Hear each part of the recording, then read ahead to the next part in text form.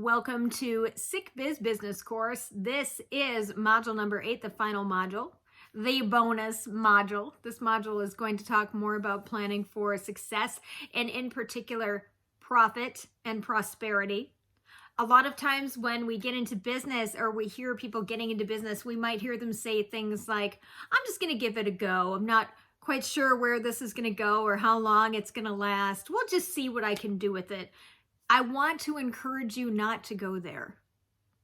I want you to, when you enter into business, that you're embracing it and you are fully expecting to succeed. There are a number of things that can come up when we get into business that it seems like they have the potential to derail us. So we're going to talk about those things today. One is accepting debt.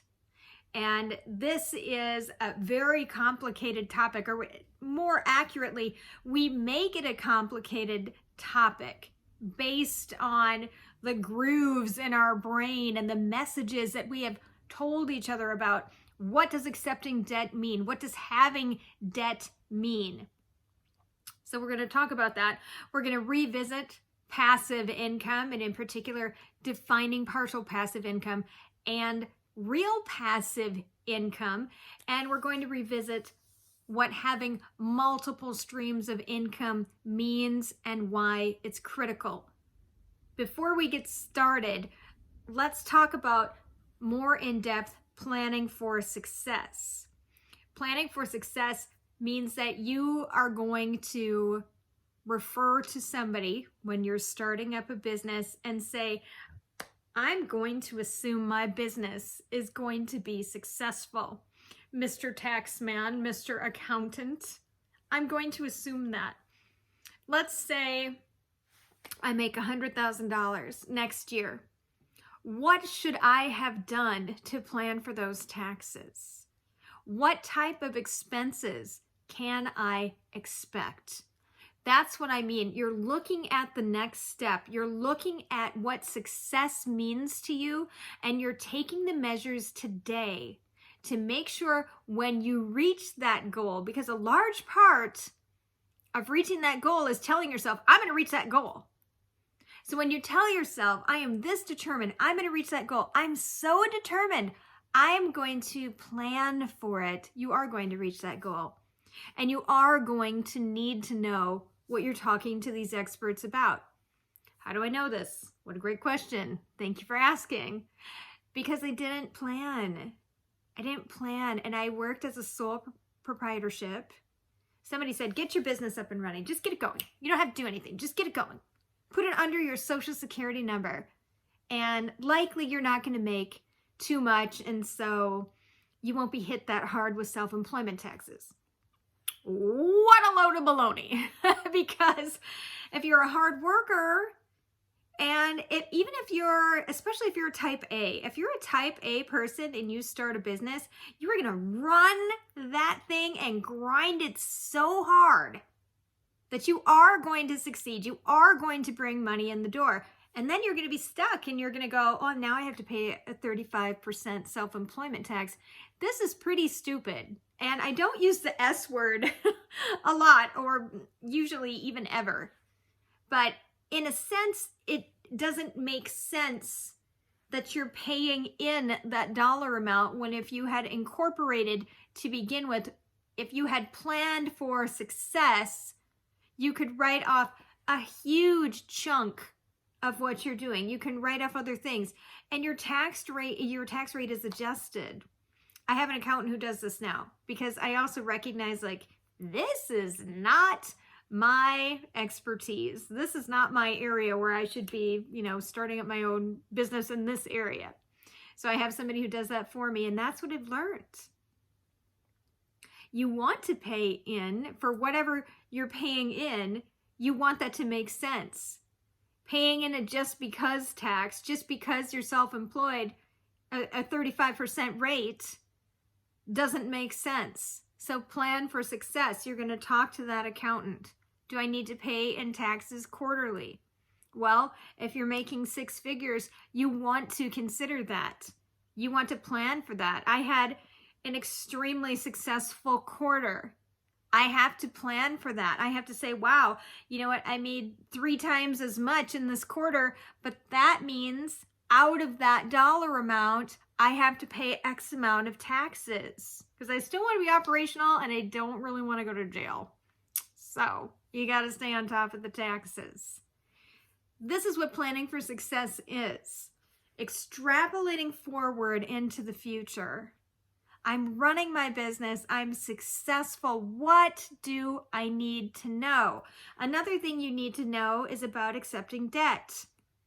I'm not talking groundbreaking debt that's going to bring you to your knees.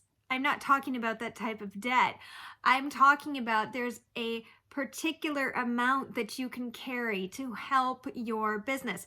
Maybe you have a credit card and that's where all your subscriptions go, your smaller subscriptions, your PicMonkey like we talked about, your Zoom, your GoDaddy account, if that's who your web hoster is, your PayPal fees that you're using to process payments every month. Maybe that goes on a credit card. That's carrying debt. That type of debt is okay.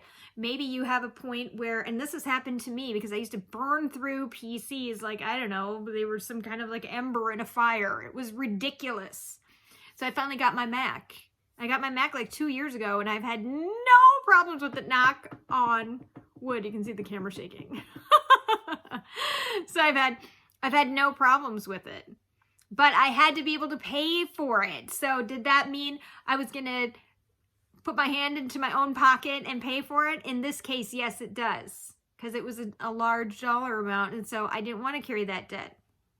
It doesn't mean it's wrong to carry that debt. It means that was just my decision. If I had to carry that debt, I would have absolutely carried that debt because I needed it for my business. So we're accepting debt. And the reason we have a hard time accepting debt is because it's drilled into us. Debt is bad, debt is bad, debt is bad. You have to own right, own straight out, own right out. And that's not necessarily the case. We're responding to an emotional reaction over debt. So for me, being a poor kid, I'm like, oh my God, debt is bad. That means we have less than 0.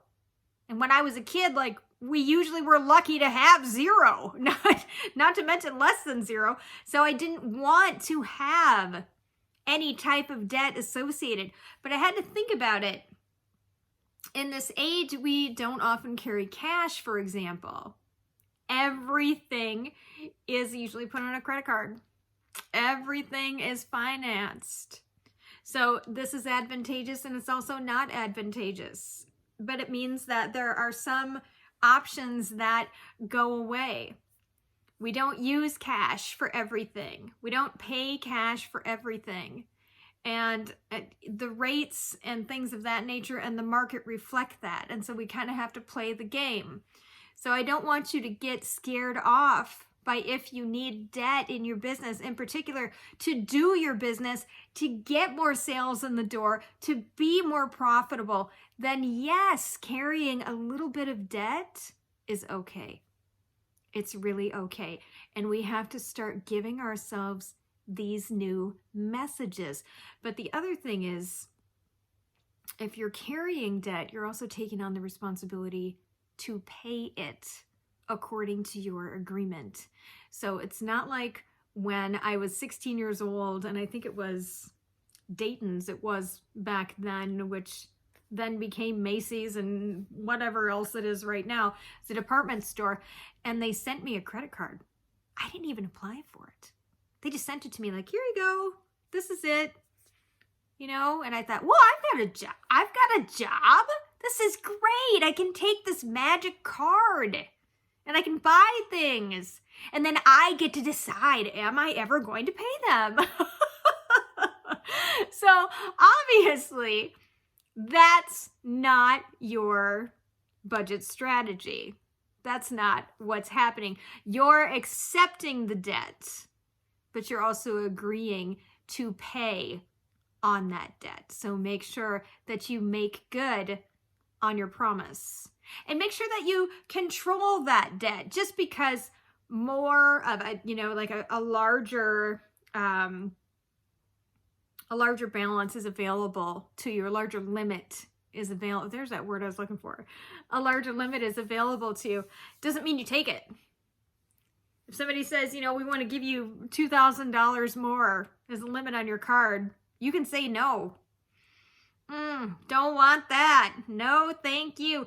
That's another reason I don't gamble, because I know I'll just go in there. I'll justify it. I'll justify this purchase. I'll justify this gambling. I'm a master justifier.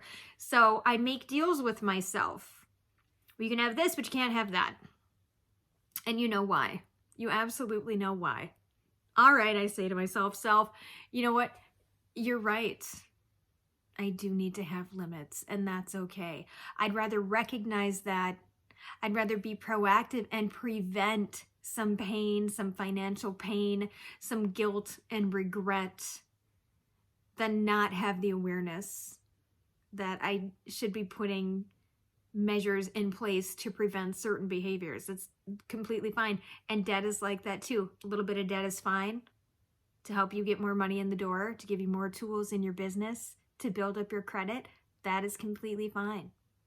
What's not fine is when the limit blows up, it's out of your control, and you can't keep your payment agreement.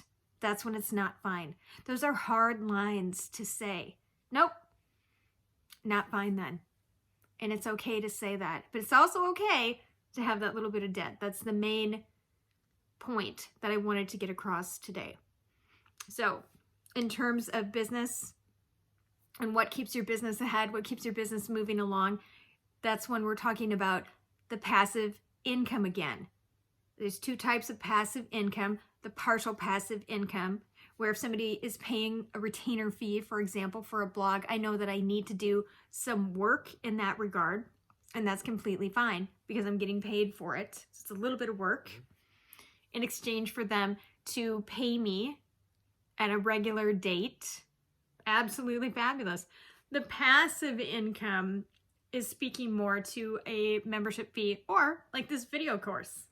I don't have to show up. I don't need to coach. I don't need to be there.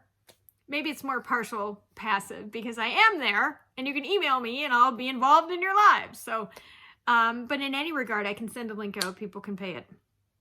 Same holds true with Facebook groups. You can send invites out and say, hey, you know what? I want you to be a part of this group, but I need you to pay me first. Or if we're going to reverse that, advertising the group is great. This is what it is. This is what's offered. This is why you need it. If you want to be a part of the group, send money here. Pay me in a multitude of ways like we talked about. And then I'll give you the link. Then I'll invite you to the group. So you need those two things going. That helps your business to survive some of those events that otherwise might bottom you out. And I know you know what I'm talking about. There's some times where you're just like holding on, white knuckling it. Oh, we got to get through another day. We got to get through another 3 days, whatever it is. And you're just holding on to faith and hope. So implement those things.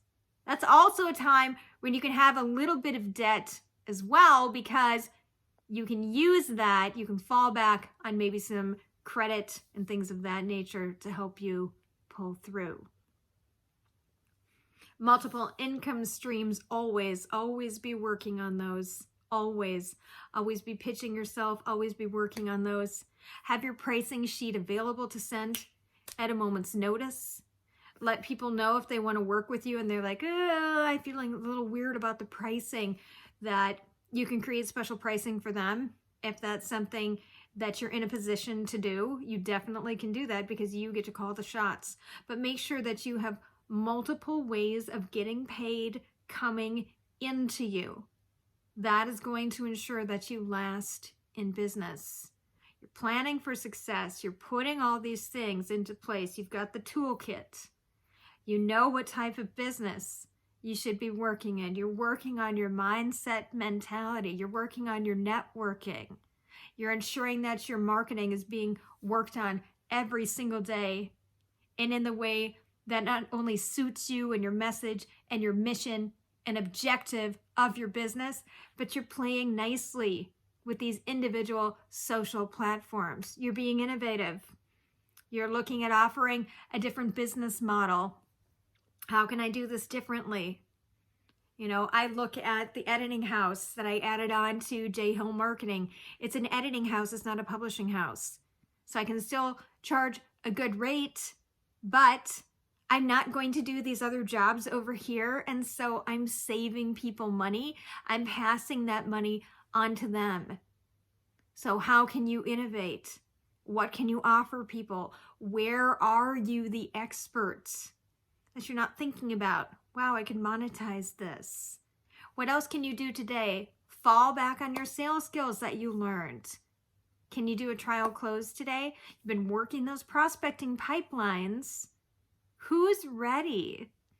You know who's ready to get to work because you can see their pain point. So what can you do to offer to help them and do it today? You can do all of these things. Then when you get in a rut and you have a setback, you now know how to survive that. You're able to create your business and, more importantly, have it last and be profitable for you so you can make a living wage. And as an entrepreneur with a chronic illness, or more than one chronic illness in my case, as a disabled entrepreneur, this is what you need. You need the ability to stay in business. You need that reassurance that it's going to be okay. So take that deep breath, go to that good place, recognize it's going to be okay, and you even get to believe that. That's what's so amazingly rewarding. Oh, I get to believe that. I get to take a deep breath. I get to do this my way. That's what this course has been all about. Planning for success your way. So I told you this module was going to be shorter than the other ones, and it was nice and short, just like the intro, just like module number 1. I hope that you found a lot of value here. Just wanted to share everything that worked with me and that made my life virtually unrecognizable. I started my business living in a rented farmhouse. It was charming. It was great. I had like $300 to my name. And now I'm in a new house. I'm driving again. I have a new to me Jeep. That's the other thing. I'm not here to tell you how to be a millionaire. I'm not here to say, do this thing and this thing and this thing and this thing and you're going to be a millionaire. I want you to achieve success that's attainable. It's still going to affect your lifestyle.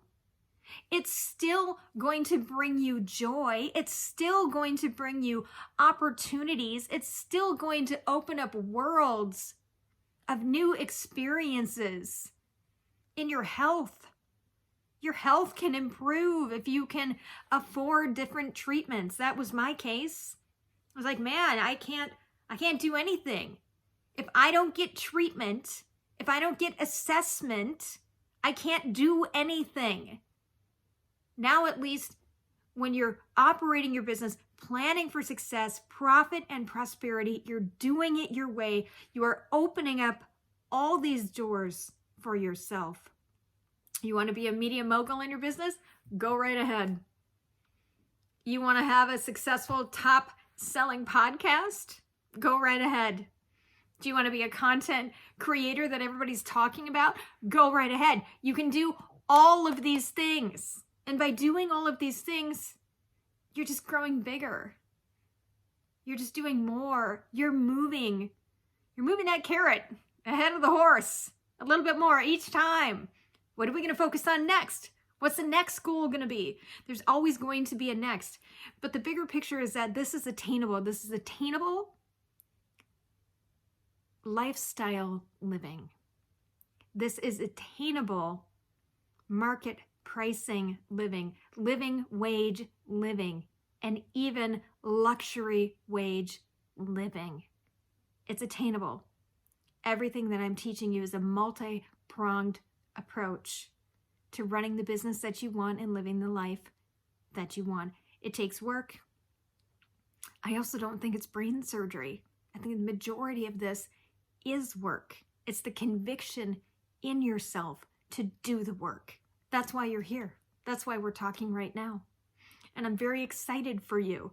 I'm excited to see what you do with it. I want to hear what you do with it. I want to hear what you discover and what you can share with me and what I can learn from you. So I want to thank you so much for being a part of Sick Biz Business Courses. Thank you so much for watching Module 8, completing all your homework. I know you've done that. And I wish you all the best. As always, you can get in touch with me on the resources page and email me at jhillmark2ls.com. jhillmark@gmail.com. I can't wait to hear from you. And thank you again so much. And I hope you are always well.